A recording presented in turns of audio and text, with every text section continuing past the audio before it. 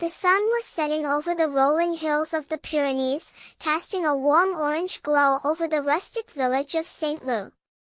The air was filled with the sweet scent of blooming wildflowers and the distant sound of sheep grazing in the nearby meadows. It was a peaceful scene, one that seemed untouched by the troubles that lurked in the shadows. For Victorine, a young woman with a kind heart and a penchant for adventure, this was a day like any other. She had risen early, as was her custom, to tend to her garden and prepare a hearty breakfast for her dear friend, Sebastien.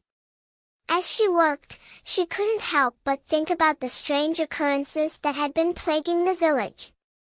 Dogs had been disappearing, and there were rumors of a monstrous creature roaming the hills. As she finished her chores, Victorine decided to take a walk to the nearby forest, hoping to clear her mind and gather her thoughts. The forest was a place of beauty and tranquility, where the only sounds were the rustling of leaves and the chirping of birds.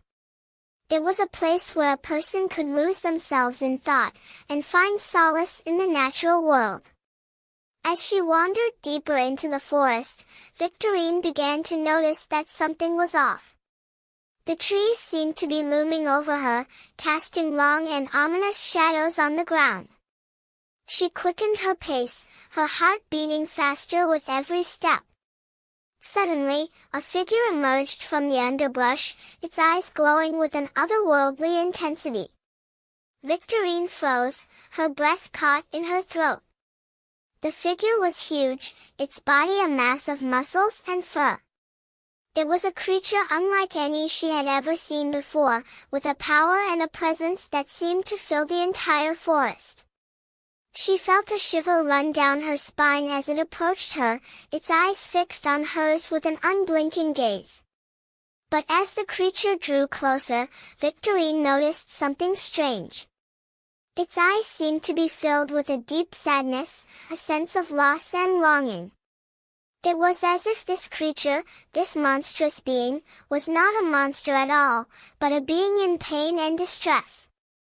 Without thinking, Victorine reached out and touched the creature's hand. It was warm and rough, like the skin of a wild animal. As she did, she felt a surge of energy flow through her, a sense of connection and understanding that she had never felt before. The creature looked at her, its eyes filled with gratitude and wonder. It was as if it had been waiting for her, for someone to understand and connect with it. And in that moment, Victorine knew that she had found a new friend, a companion who would stand by her side through thick and thin. As the days passed, Victorine and the creature, whom she had named Belle, grew closer and closer. They explored the forest together, discovering hidden streams and secret meadows.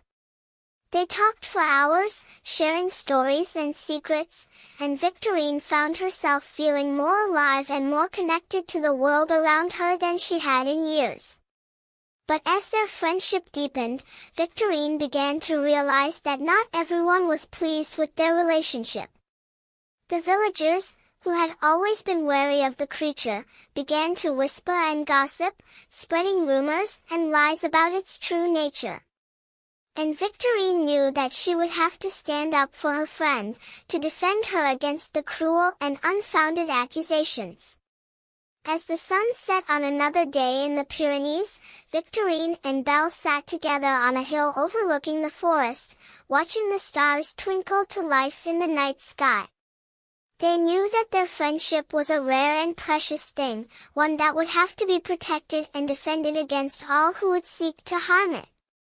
But they also knew that they would stand together, united and strong, no matter what challenges lay ahead.